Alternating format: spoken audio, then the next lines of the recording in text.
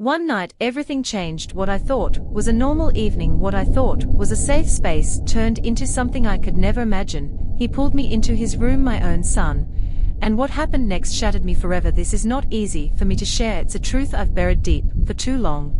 But I can't carry it anymore. I need to tell you what happened, because the silence is only making it worse. This story, it's real, it's raw, and it's something I can never take back. I had always been close with my son from the moment he was born. I felt an overwhelming love for him. I watched him grow from a curious child to a confident young man, and I was proud of the person he was becoming. We had always shared a special bond, one that made me believe I knew him better than anyone. He was charming, full of life, always the center of attention at family gatherings, and so full of dreams for his future. He'd come to me for advice, and I'd listen with all the patience I could muster, loving the moments we shared. He'd talk about his friends, his plans, his struggles, everything to me. He was still that little boy I'd held in my arms all those years ago. We'd laugh over old family photos, remembering holidays spent together, and the simple moments that filled our home with warmth. His smile was always enough to light up any room, and I always thought I understood him, his quirks, his fears, and even his ambitions. He was like any other young man in his 20s, determined, strong, and occasionally reckless, but I never imagined that anything would change between us, that one moment would come where everything would shift. But looking back now, I see it, the small, almost imperceptible changes, that I miss the way his eyes would linger on me longer than they should, or how his touch would feel just a little too lingering when handing me something, brushing against my hand. I didn't want to believe it at first. It felt wrong to even think about, so I pushed it aside, convincing myself it was nothing more than a fleeting moment or a random gesture. But deep down something didn't feel right. There were times when we'd sit together watching TV, and he would move closer than necessary, his leg brushing against mine. I'd feel that strange, almost uncomfortable heat between us, and I'd pull away, trying to ignore the tension. But he didn't seem to notice. He was always so casual, as if it was just a normal thing to do. It was small, almost insignificant, but the more it happened, the more I started questioning myself. And when he'd look at me, really look at me, his gaze would seem too intense, too searching. It wasn't the way a son should look at his mother. I couldn't pinpoint why it made me uncomfortable, but I felt it, and each time I'd push it down, pretending I wasn't feeling what I was feeling. But looking back now, those little moments stand out like pieces of a puzzle I refuse to put together. Now they haunt me. I can't help but wonder, should I have seen it coming? Should I have recognized the signs earlier? One night I was in the kitchen tidying up after dinner, when I heard his voice calling me from his room. It wasn't unusual. He'd done it before. Sometimes he just wanted to talk, to tell me something about his day, or to ask for advice. I didn't think much of it, but this time something felt different in the air, like the whole house had shifted just a little. I brushed it off, though, assuming I was just being paranoid. I wiped my hands on the dish towel and made my way down the hall. As I walked, I couldn't help but notice how quiet the house was. Too quiet. The usual sounds of life, footsteps, conversations, laughter, were absent, leaving only the faint hum of the refrigerator and the ticking of the clock on the wall. My mind wandered for a moment, thinking about everything going on, about how things had seemed so perfect just days ago.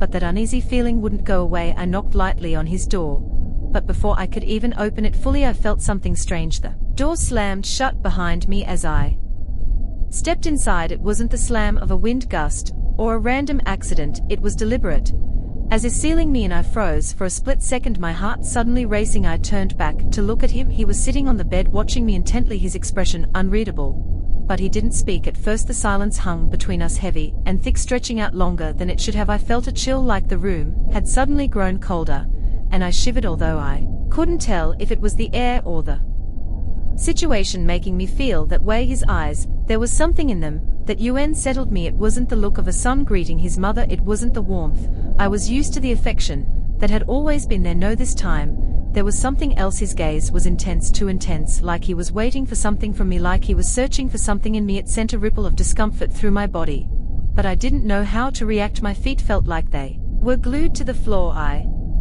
couldn't move, couldn't speak, and without breaking eye contact, he reached for me. His hand slid across the bed toward me, slowly, deliberately, as though he had all the time in the world. I could feel my pulse quicken, the blood rushing to my head. When his fingers brushed against my arm, a wave of heat swept through me, but it was nothing like the warmth a mother should feel when her child reaches out. This was different, wrong, but I couldn't pull away. I didn't know how to. His voice was soft, almost Comforting, but the words he spoke only made my stomach twist further. He said it'll make everything better, we'll be fine. He sounded so calm, so sure, like he believed it. But I couldn't think straight. My mind was screaming, telling me that this was wrong, that I should run, that I should stop him. But instead I stood there frozen like a spectator. In my own body I wanted to say something, anything, but the words wouldn't come. I could feel the panic rising inside me, my body wanting to run, but my feet stayed planted, my hands clutched by my sides, and as much as I wanted to push him away, to scream at him, a part of me, a part one couldn't even begin to understand, felt something else, something that shouldn't have been there. It wasn't desire, but it was something like it, something dark and confusing that clouded my judgment. Chest tightened as I watched him lean closer, his breath warm against my skin. I couldn't look away, I couldn't stop it. The weight of the moment hung in the air, suffocating me. All I could do was stand there, paralyzed by fear, guilt, and confusion. And in that moment I knew something irreversible was about to happen. But I couldn't escape it, and then without hesitation it happened. I don't know how it all unfolded so quickly, but in that moment all sense of control, all my instincts to run, to stop him melted away. He was closer now, so close that I could feel his breath on my skin, and it felt like time had slowed down, like everything around me had disappeared. It was as if the world was pressing in too tight, too suffocating. His hand touched my cheek gently, at first like a reassurance. But it wasn't reassuring, it felt wrong, so wrong. My body trembled, but I couldn't move, couldn't push him away. It was like I was trapped inside myself, watching helplessly as something I never thought possible was happening. His lips brushed against my ear, his words like a whisper that sent a shiver down my spine. "It'll be okay," he said, but I knew deep down that it wouldn't be. There was no turning back. In a blur his hands were on me, pulling me closer, and I couldn't understand what was happening. I tried to speak, to scream, to push him away, but my body didn't respond the way it should have. It was like I was paralyzed, caught in a moment I couldn't escape, and before I even realized what was happening, it was done.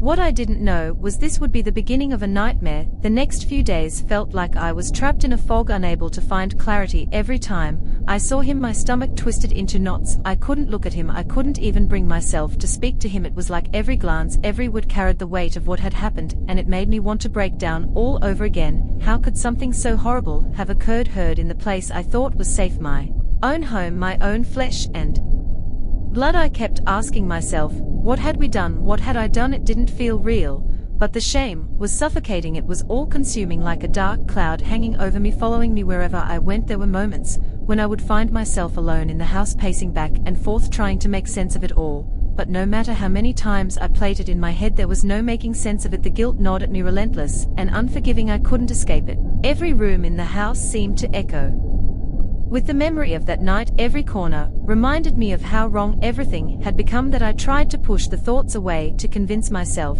that maybe it was just a mistake, a lapse in judgment that could be forgotten. But deep down I knew it wasn't. I knew it wasn't that simple. How could I live with myself? What kind of mother was I? How could I ever forgive myself for what had happened? I couldn't even look in the mirror without seeing a stranger staring back at me, someone I didn't recognize. I had betrayed everything I believed and everything I stood for, and worse, I had allowed it to happen. The house felt empty even when it wasn't. I would sit by the window, staring out into the quiet night, lost in my own thoughts. The silence around me felt deafening. The world outside seemed to go on as normal, but inside everything had shifted. I felt so isolated, so alone in my shame. There was no one I could turn to, no one could understand. I kept wondering if I would ever be able to look him in the eye again, if the weight of what had happened would ever fade.